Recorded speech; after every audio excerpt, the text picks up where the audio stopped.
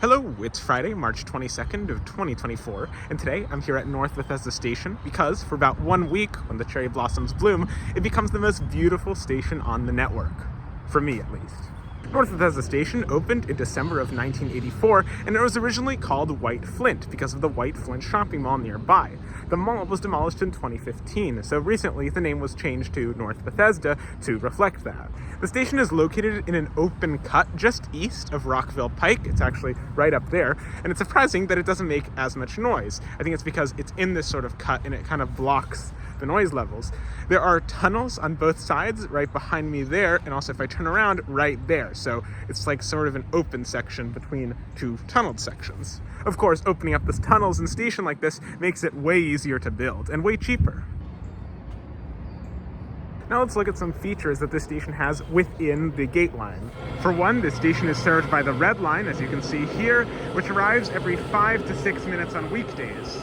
That's a very respectable frequency in my opinion.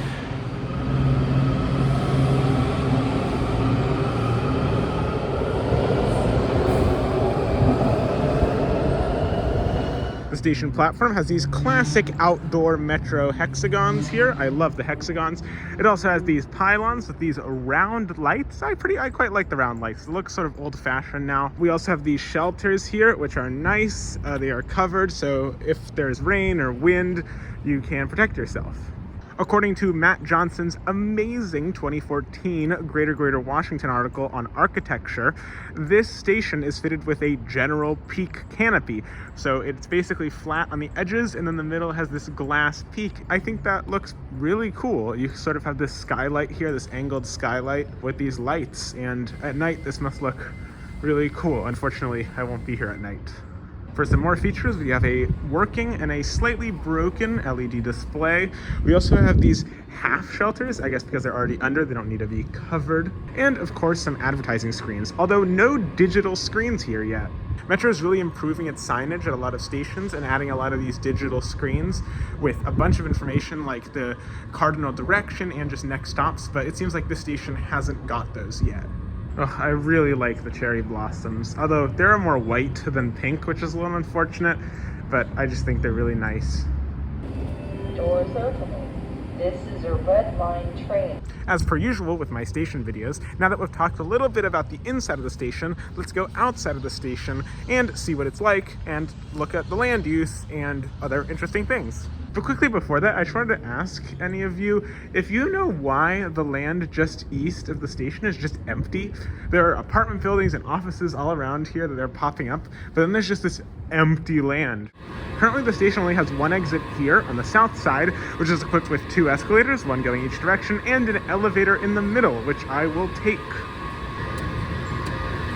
All right, so right here. The elevator itself is pretty nice. The floor has been painted over. It's not all chipping like some of the other metro elevators are. It's pretty slow, but there are these nice like clear windows on the side. This is a pretty standard metro elevator all in all.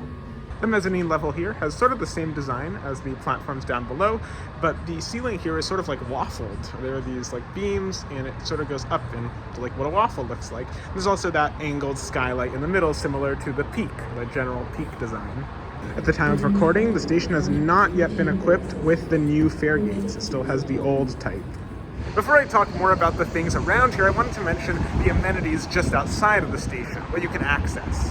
So to ground ourselves, here is the front of the station. If you exit the station and turn around to the left, you'll see this sort of spiral bike locker, the circle bike locker, and a pretty cool view of the station.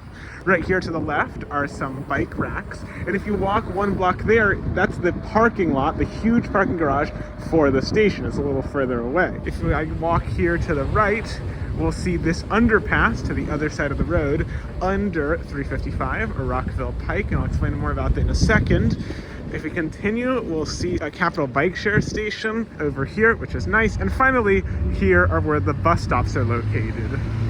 There's also a bus stop here if you turn left from the station. Anyway, back to this underpass here. This underpass was primarily built, well, first just to connect the other side of the road to the metro station easily without having to cross and get killed by a car. But it was also built because on the other side is the Bethesda North Conference Center and the Marriott Hotel. So not even 1 minute away walking from the underpass, you can already see the Marriott Hotel building and more cherry blossoms on their property. And if we continue further, we'll get to the Conference Center or Convention Center. Maybe it's just a conference center. So I just walked a little further on that road called Marinelli. I made a right on Executive Boulevard, and yeah, here's the front entrance. So here's the front entrance of the conference center, and if I turn left here, this leads me directly onto my next point, next development, which is Pike and Rose. So Pike and Rose is this development that's a few blocks, and it's essentially redeveloped a parking lot into a new commercial and business and residential center. Pike and Rose to me is a very interesting case study because although it's close to a metro and could be transit-oriented development, I wouldn't consider it yet because the access to the metro is so horrible, as I'll show you in a second. So before I show you that awful connection, I just wanted to talk about Pike and Rose itself. So if I just go right to the southwest of the development, you'll find yourself in a bit of a construction zone that's not really a construction zone. Like, there's a lot of dirt here.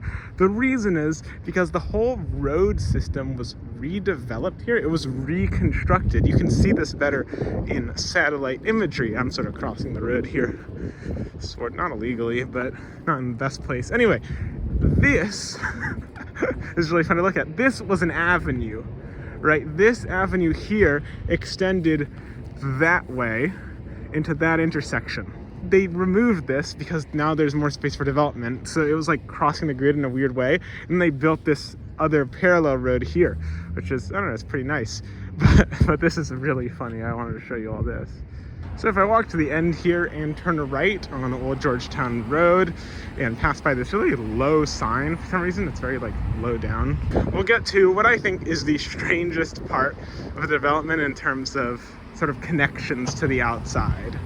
I'm now approaching the intersection of Executive Boulevard, which is the same name as that boulevard over there, but that's a whole story, and Old Georgetown Road. We have some weird painted cycle infrastructure here, but Pike and Rose has been forced to develop a cycle path on its western frontage with the newly constructed Townie Road with an E because they wanted it to be fancy, I guess. This separated cycle path is very, very nice. One of the best in Montgomery County, I would say. But it connects nowhere, right? Like, there is some cycle infrastructure here, but everything's so far away because we're in the suburbs, and barely anyone is actually going to use this until more development, more stuff is built. If all this empty space around here is redeveloped and they actually connect to this cycle infrastructure with good crossings, because currently this street has been built with 0 good bike crossings, which is a very big disappointment for a newly constructed intersection. This will be way better utilized and way more useful to get around. So I've sort of popped my head in here to the development, and this sort of gives you a good idea of what it feels like walking around here. I think it's pretty nice.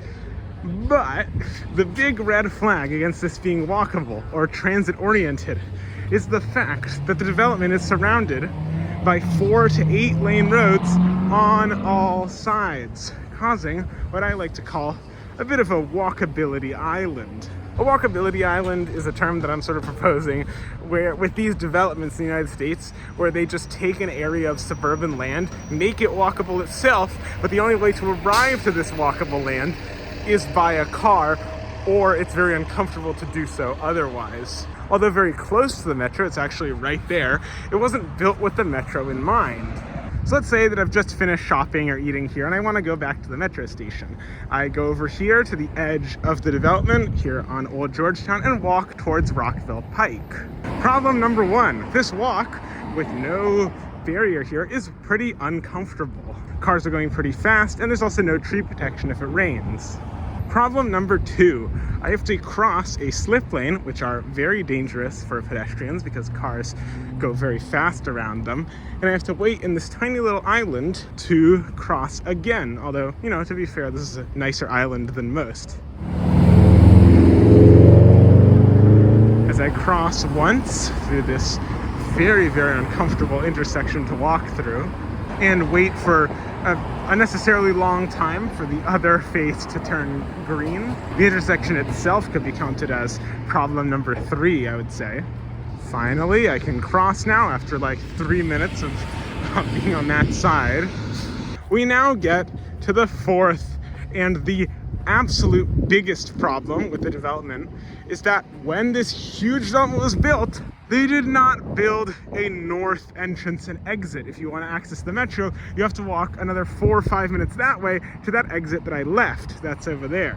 I absolutely hate being in places where I can see where I want to go. I want to go right there, but I can't go right there. I have to walk 5 minutes that way. Instead of it taking 5 minutes to get from the edge of Pike and Rose to the metro, it takes 10 minutes, especially if you're a slow walker, because it didn't come with a north entrance or exit. That should have been the first thing they should have built when this development was made. Fortunately, there are plans for a north entrance exit, but I don't know when this will be built, if it will be built. There's definitely enough space for it to be built. I'm pretty sure this is all controlled by Metro. I don't know what else it would be, but it just doesn't exist, and that's very, very, very unfortunate. This station currently is not very well used. It's one of the lowest used ones on the system, but it has this huge development. If this entrance exit was built, I think ridership could have doubled, because now more people would be incentivized to take the metro, and I think it would have gone even higher